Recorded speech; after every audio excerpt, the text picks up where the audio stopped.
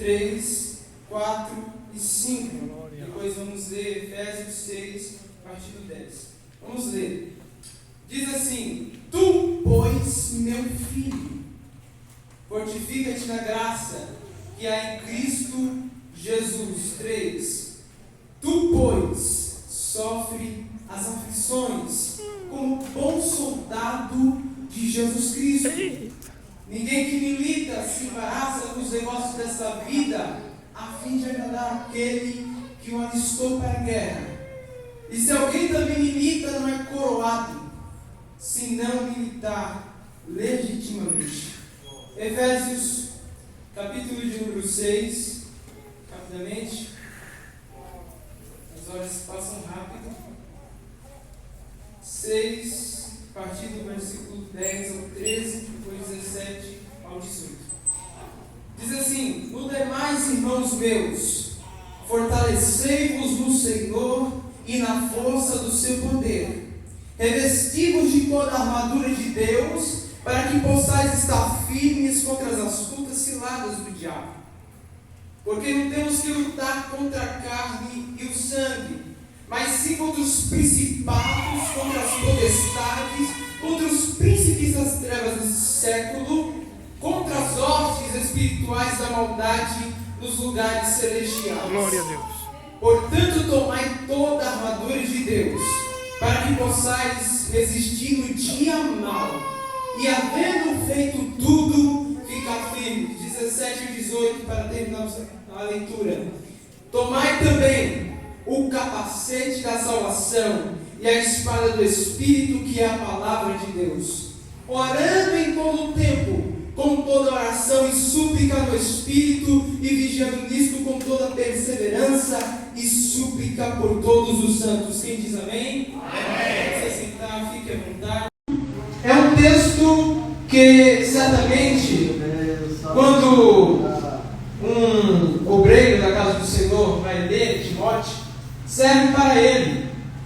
E para entendermos o contexto, é que Timóteo, ele era, entre aspas, o filho na fé.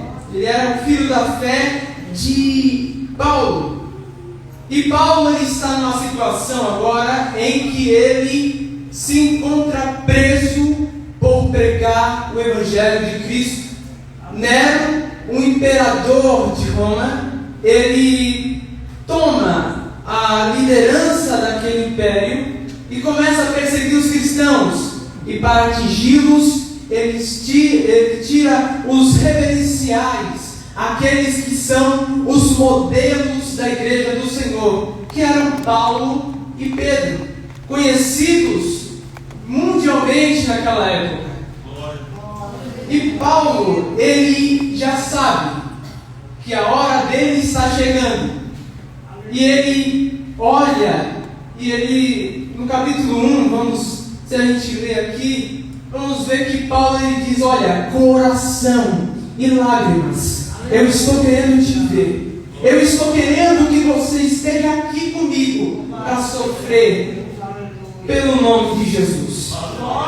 Mas só que quando nós chegamos nesse texto, esse texto, a partir do versículo 2, ele vai começar a dar conselhos a Timóteo, dizendo: Timóteo, fortifica-te na graça. Pode a perseguição estar batendo na tua porta, adolescente, mas fortifica-te na graça. Pode estar tribulação, o mundo pode estar virado de cabeça para baixo, mas Paulo lhe disse: olha, filho, fortifica-te na graça. E nesse primeiro tópico eu quero falar: fortifica-te na graça que é em Cristo. Todo o texto que lemos em Efésios 6, a Bíblia nos diz: no demais, irmãos meus, fortalecemos no Senhor e na força do seu poder. Quando nós vamos pesquisar o que é graça, o que é força e o que é poder, eu descobri que a força, a graça e o poder são três conjuntas, que quando um adolescente está com graça, força e poder, ele tem autoridade para falar no nome de Jesus.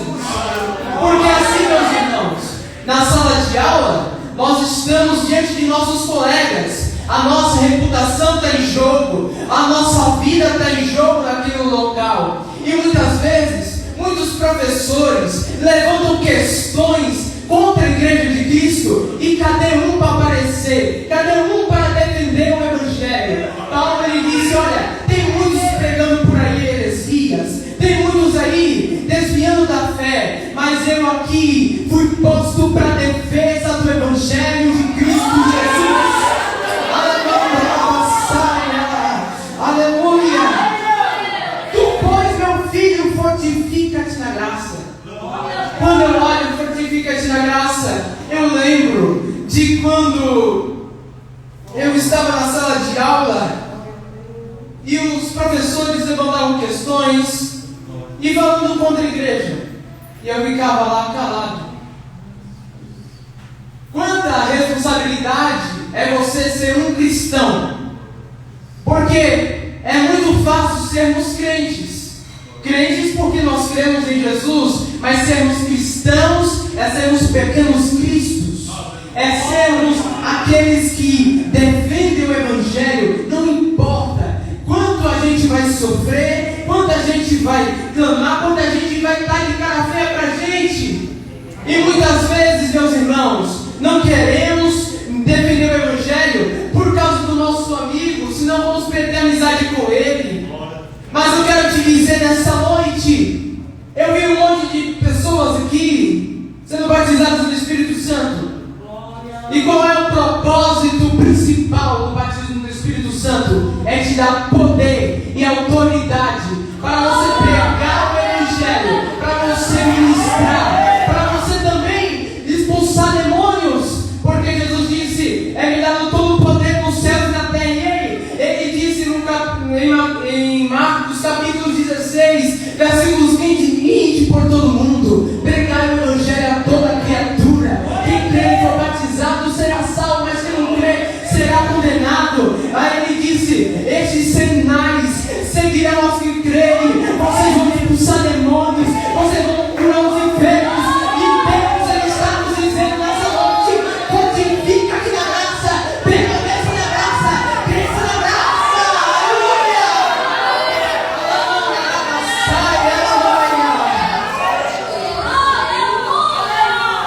Pedro, ele escreveu, vamos lá, 1 Pedro capítulo 5. Aleluia! Como nós vamos ter a graça? Como nós podemos pegar ela, abraçá-la e estarmos com ela? Vamos lá!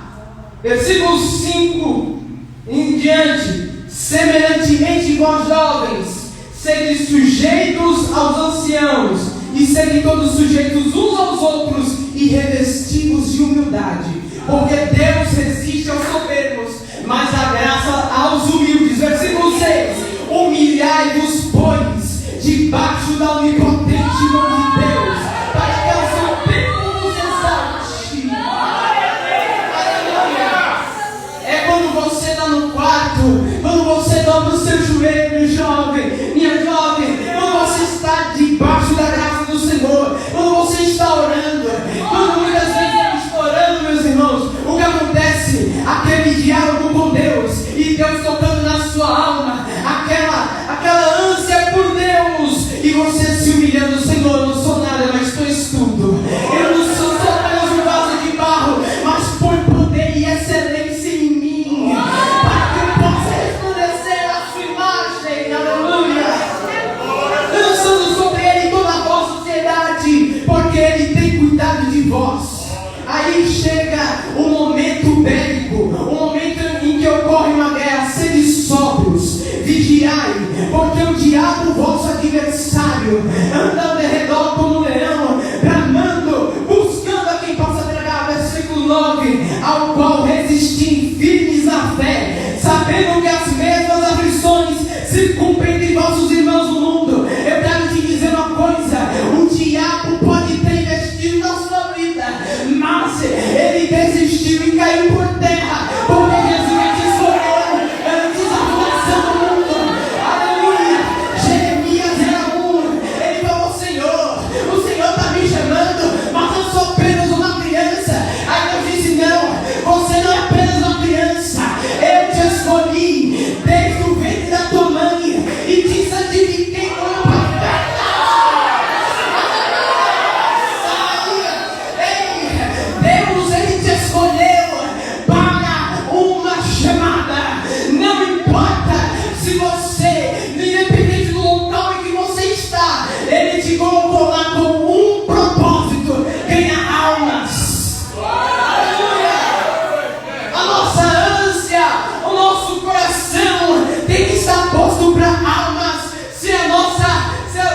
nosso coração, se a nossa alma não estiver para as almas perdidas, como nós nascemos de novo. Teve um irmão que nosso lá, que ele pregava com Billy Graham, e ele disse, em um estádio cheio de pessoas, ele disse: olha, aquelas pessoas que não têm interesse em salvar almas, é muito perigoso, porque talvez elas nunca tenham nascido de novo.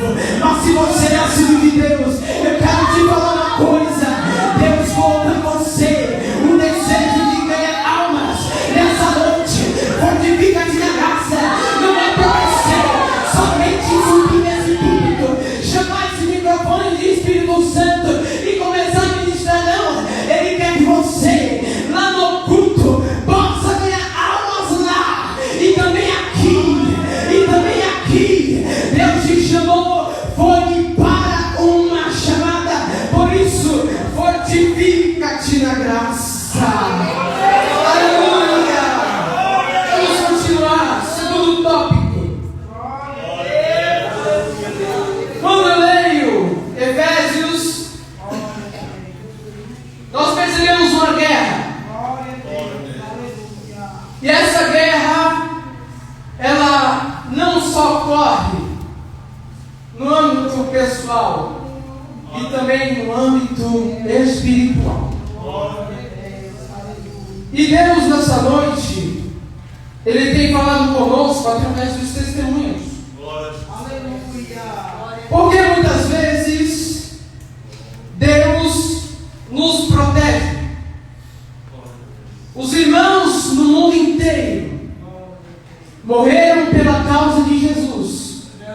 Pessoas que não eram dignas de nem terem pisado nesse mundo, mas que sofreram por amor a Jesus.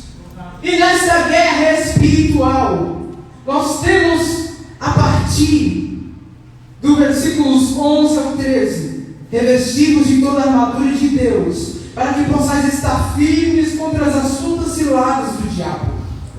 Porque não temos que lutar contra carne e sangue, mas sim contra os principados e contra as potestades, contra os príncipes das trevas deste século e as ordens espirituais da maldade nos lugares celestiais.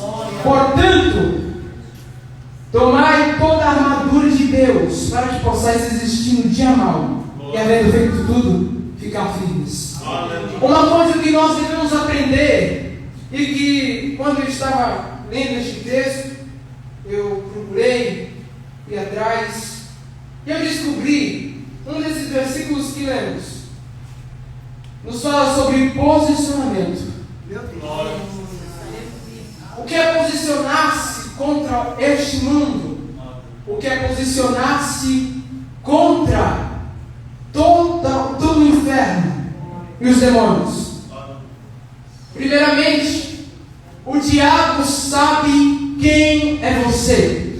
Ele sabe as suas fraquezas. Ele sabe o que você é em casa. Ele sabe a sua pessoa. Ele é tipo um delegado que tem o seu perfil, o perfil completo, seu nome completo, sua idade, aquilo que você gosta, aquilo que você não gosta. E nós temos na internet uma coisa chamada algoritmo.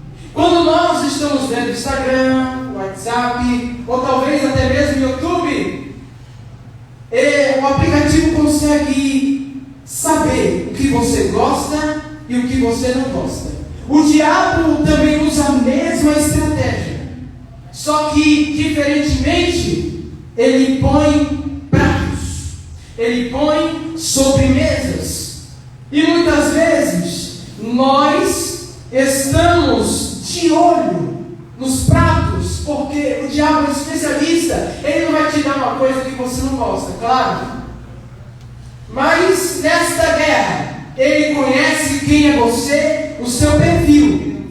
Ele sabe também que você é um escolhido de Deus, que você foi chamado por Ele, que você foi salvo pela graça e que ainda o sangue de Jesus está na sua vida. Aleluia! E sobre posicionar-se, temos aqui alguns personagens da Bíblia que se posicionaram. Um dos primeiros Podemos falar sobre Sadraque, Mesaque e Abednego. Depois de terem sido escravos e agora eles eram conselheiros do rei, o diabo, ele sabia o que eles gostavam e o que eles não gostavam. E muitas vezes, meus irmãos, estamos nos lugares diferentes e muitas vezes temos, entre aspas, uma certa liberdade. Uma certa liberdade no falar, no agir. E Sadraque, Mesaque e Abednego, eles estavam na Babilônia. Eles não estavam na terra do Senhor. Eles não estavam em Jerusalém. Eles estavam numa terra estranha. Eles não podiam adorar porque tem aquele salmo do exílio: como nós adoraremos em terra estranha? E o diabo, ele sabia: olha, Sadraque, Mesaque e Abednego, vocês não estão lá em Jerusalém, vocês não estão no templo, vocês não têm o sacerdote para ver, vocês não têm o seu pai e a sua mãe, porque seus pais foram mortos quando você foi cativo, quando você foi levado, seus pais foram mortos, ninguém está te vendo. Mas uma coisa foi que se levantou quem? O próprio imperador, Nabucodonosor. Levantou uma estátua e falou: todos adorem essa estátua, e quem não adorar será lançado na fornalha de fogo, aquecido 7 vezes. E agora? Quem são os crentes para aparecer? Cadê aquele povo pentecostal que pula? Cadê? Agora é onde Deus te testa. Muitas vezes você vai chegar e o seu professor: tem isso, senão você reprova. E cadê a sua fé? Aleluia, glória. Mas Sadraque, Mesaque e Abednego me impressionam, porque eles não têm preferimentos. Eles não preferem agradar um rei que na sua carnalidade só quer glória. Ele prefere adorar a Deus, independentemente do que acontecer, se ele vai salvar ou se não vai salvar. Pelo menos eles vão estar nas mãos do Senhor. Aleluia. Chegou um momento, todo mundo está de joelhos.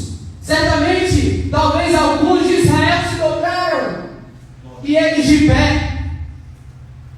Um servo do rei chegou: olha, está vendo aqueles seus conselheiros, aqueles que vieram de Jerusalém, aqueles que são semitas, eles não se dobraram, e agora? O que nós faremos? Chamem eles para cá, vamos conversar. Eles chegaram lá no escritório do rei, e o rei falou: como é que é a história, por favor? Tente me explicar. Sadraque, Mesaque e Abednego devem ter falado: olha, bom, eu e os meus amigos, nós não preferimos adorar essa estátua. Nós preferimos viver com Deus do que adorar essa estátua. Não trocamos os nossos valores, aquilo que Deus nos deu, aquilo que Deus colocou em nós, somente para agradar você. Talvez ele ficou com uma mágoa no seu coração, dizendo: como eles poderiam me afrontar daquele jeito. E ele faz a proposta de novo: olha, eu vou fazer de novo, vocês vão adorar? Ele disse: olha, mesmo que você nos jogue lá na fornalha de fogo, independentemente, eu vou continuar com os meus valores. Você pode tirar minha nota, professora, eu vou continuar com os meus valores e princípios. Eu não troco Cristo por uma nota 10, não. Eu não troco Cristo por popularidade, não. Eu não troco os meus valores. Paulo, ele diz a Timóteo: olha, permanece naquilo que aprendeste desde o princípio. Aleluia!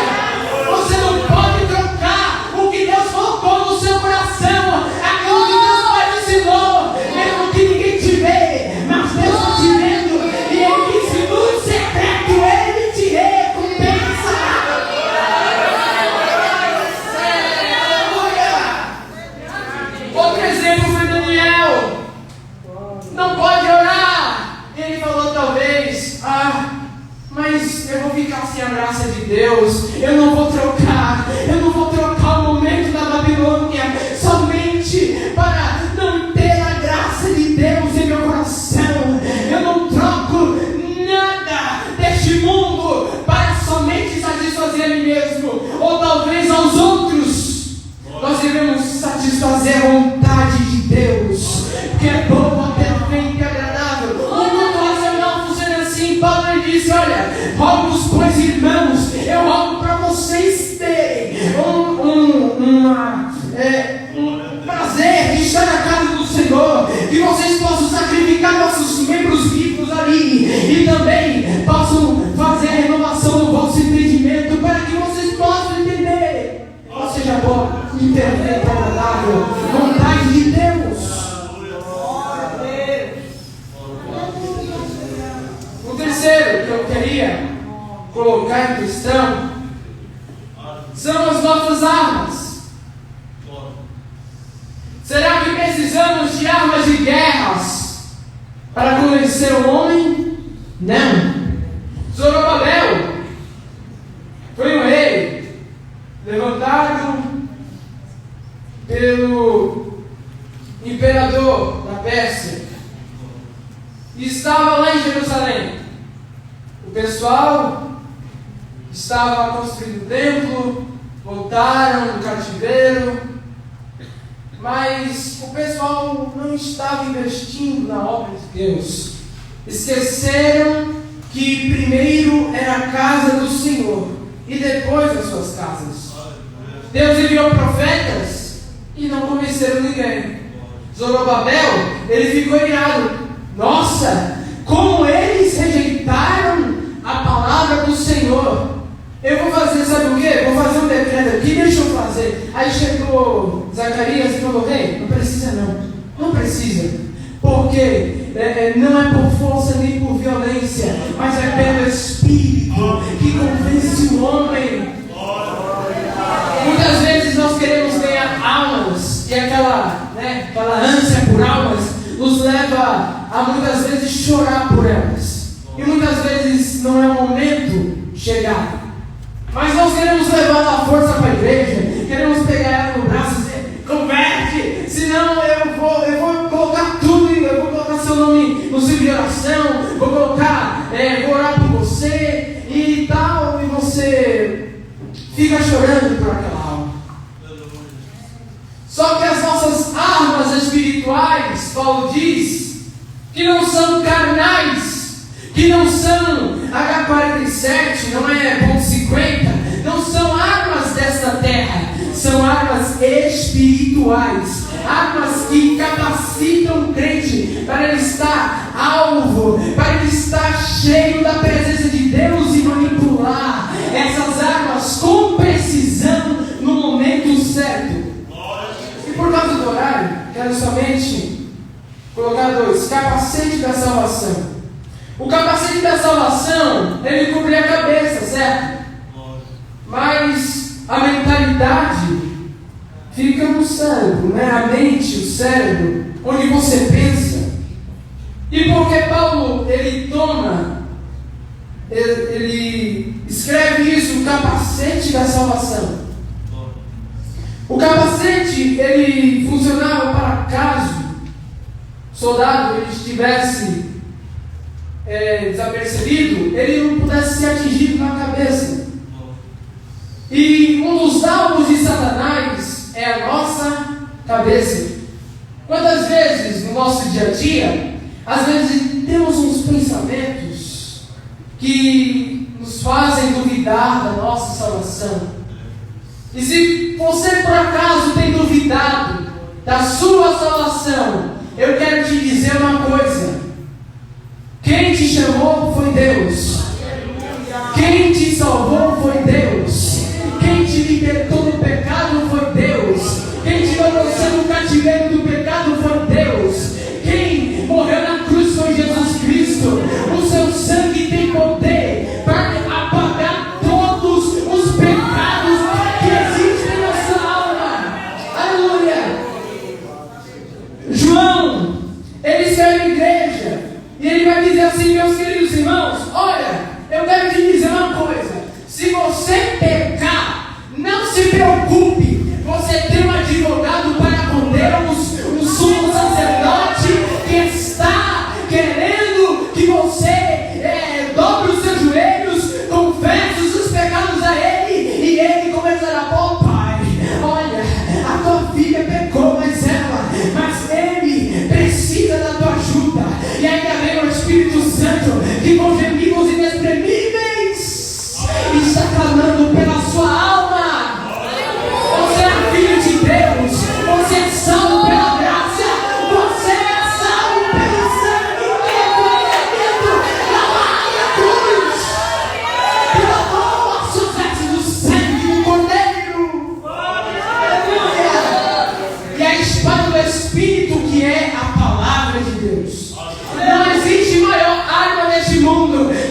crença, qualquer ideologia cai por terra. Quantas vezes pegaram essa palavra aqui e tentaram proibi-la? Proibiram primeiramente para os pobres, para que eles não tivessem acesso a essa palavra, para que não pudessem entender qual seja o propósito de Deus. Estavam na mão de uma igreja chamada Igreja Católica, que falava: se você mudar você, se você transliterar, se você traduzir a Bíblia, você vai preso. Aí depois veio o comunismo e falou assim: olha, se você traduzir a Bíblia, se você portar uma Bíblia, nós vamos na sua casa prender tua família e os teus filhos. Mas eu quero te dizer, tentaram impedir, mas essa palavra continuou, ela continuou a pregar o Evangelho. Aí eu lembro das palavras de Jesus, quando nos últimos dias, aí ele diz: olha, as palavras que os homens falaram aí vão passar, mas as minhas palavras não passarão. Nesse tempo presente, falaram assim: olha, vamos mudar a Bíblia, vamos fazer uns adeptos. Aí Paulo ele diz: olha, Timóteo, vai chegar tempos em que pessoas vão ter comichão nos ouvidos e vão querer perverter a verdade, vão querer perverter a Escritura. Mas você tem a palavra de Deus, você também. Cadê essa Bíblia? Levante a sua Bíblia, por favor. Levante a sua Bíblia. Fale assim: a minha arma está nas minhas mãos. Aleluia. Não importa o que o diabo quer fazer com você, é a palavra que diz a ele. Aleluia. O diabo tentou Jesus no deserto, mas o que quebrou o diabo foi quando ele usou a palavra do Senhor. Ele falou: nem só de pão vive o homem, mas de toda a palavra que sai e procede da boca de Deus. Não tem outra palavra no mundo, não tem outro livro no mundo que possa contemplar o que essa palavra tem. É o plano de salvação, é a graça do Senhor, é a graça que nós, que excede todo entendimento, ela só vem pela palavra. A Bíblia diz que ela é espada, porque ela penetra no coração, lá no profundo da nossa alma. Quando estamos carentes por Deus, é a palavra que vai no profundo do seu coração e te levanta. É quando você está fraco e Deus fala assim: fortifica-te na graça. Mas não é somente na oração, não, é na palavra também. Aleluia, aleluia. Sabe, tentaram muitas vezes, vamos voltar aqui, lá na igreja primitiva, eles pregaram a palavra do Senhor, mas o sinédrio todo se levantou contra eles e falou assim: olha, você não deve mais pregar sobre Jesus, você não deve mais pregar acerca da cruz, acerca da graça, você não pode mais curar, não. Se você fazer alguma coisa, a gente vai prender você. Eles ameaçaram ele a ponto de eles chorarem. Chegou seus irmãos e falou: olha, eu estou abatido, meus irmãos, mas vamos orar a Deus, vamos orar, vamos clamar ao Senhor. Eles levantaram a Deus em oração: ó Deus dos céus, por favor, como disseste pela boca de Davi teu servo, se levantaram contra ti, contra o santo, contra o ungido do Senhor. Mas por favor, nos enche da plenitude do Pai, para que possamos pregar com ousadia a palavra de Deus, obreiros do Senhor. Muitas vezes no trabalho nós somos confrontados pela nossa fé, mas eu quero te dizer: continua naquilo que você foi ensinado, fortifica-te na graça. Vocês jovens, fortifica-te na graça, por favor, por favor. Aí quando eles oraram, eles clamaram a Deus a ponto de Deus ouvir. Eles sentiram como um lugar tremesse, e a Bíblia diz: e eles foram cheios do Espírito Santo e pregavam cada dia a palavra de Deus. Tentaram calar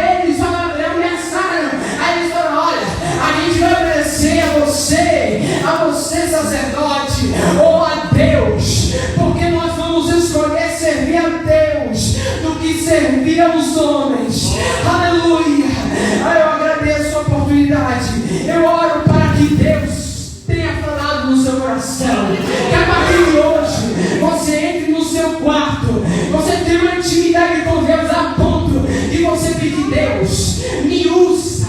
Eu quero ser usado por ti. Eu lembro que Samuel, ele estava na casa do Senhor, ele estava do lado da arca, ele estava lá, e talvez ele estava de madrugada orando, e falou: Deus, me usa, eu quero ser usado por ti.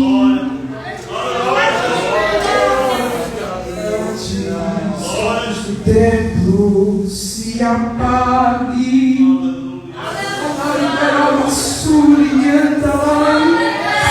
antes de dar-me atuar, oh Deus, fala comigo,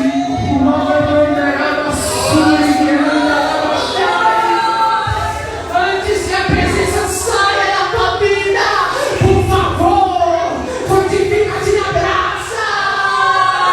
Deus está te chamando.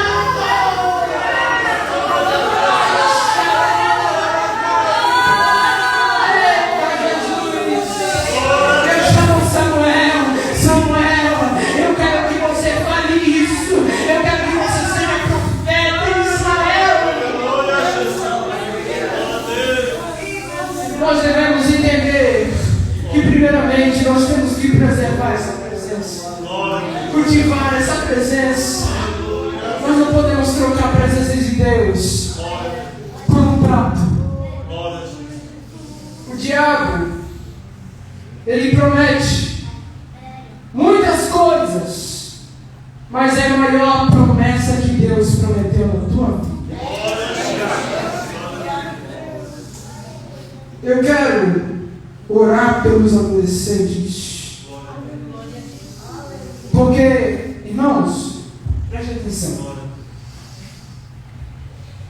O diabo, o que ele quer atacar são crianças e adolescentes, porque o diabo sabe quem é você e ele lança até uma aposta para saber o que você pode ser contra ele.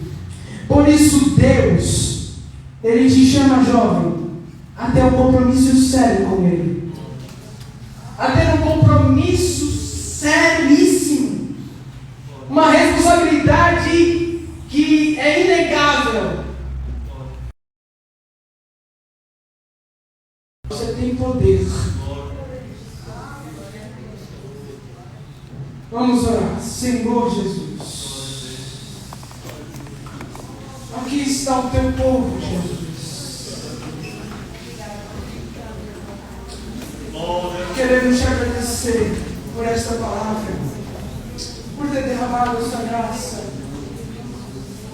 Eu oro, Senhor, pelos adolescentes, porque sei, Senhor, que Satanás não te investe na vida deles quanto contra mim. Mas por favor, Senhor, nos usa nessa geração. Senhor Jesus, renova, Senhor, as nossas línguas estranhas.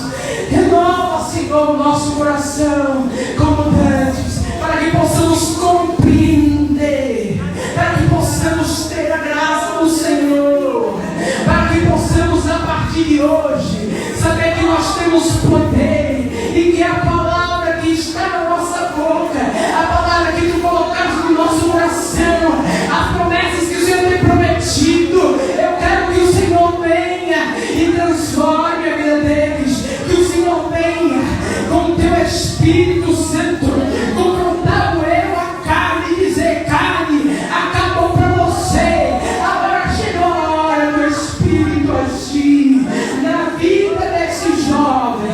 Senhor Jesus, estendemos as nossas mãos, aleluia, Senhor, nos reveste de poder e autoridade para irmos contra o inferno e os demônios, para onde esses adolescentes pisarem, aonde eles abrirem a sua boca, sai a mensagem da cruz, sai a mensagem da graça, sai a mensagem, Senhor, do poder.